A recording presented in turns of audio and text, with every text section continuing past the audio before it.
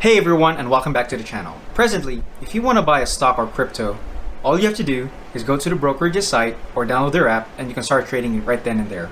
They haven't made the process of apartment syndication that easy just yet.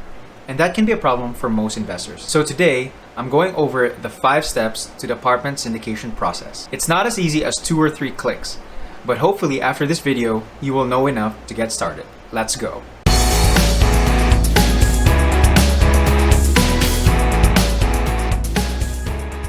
Step 1 is reach out to a GP. You can do this by asking your friends and family if they have or know of someone who's currently doing real estate syndications.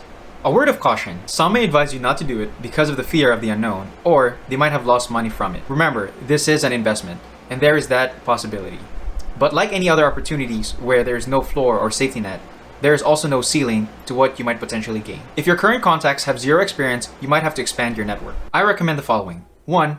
Attend local meetups. Meetups.com is a great place to start to find meetups that are happening in your area. 2. Check out real estate social media. Biggerpockets.com is the biggest one out there. Not only that creating an account is free, but it also has a ton of resources in their site. 3. Attend real estate conferences. Just make sure the real estate conference is geared towards multifamily real estate. I'll list several examples in the description below. Also, all the links to the sites mentioned in this video. And 4. We made it easy at cashflowportal.com for investors to reach out to sponsors. This may seem a lot given that this is only the first step, but this is also arguably the most important one. It is because the success of a deal is solely dependent on the GP team's strength and experience. Not to worry, apart from one other step, all the remaining steps are for the sponsorship team. Step 2, the deal goes under contract. It is normal for months to go by before a sponsor actually puts a deal under contract. Reason being is because majority of the deals out there are not worth pursuing. A good sponsor will sift through many deals until he or she can find a deal that can meet a certain return threshold. When I was just starting out, my mentor used to tell me that I would have to underwrite 80 deals before I can close on one.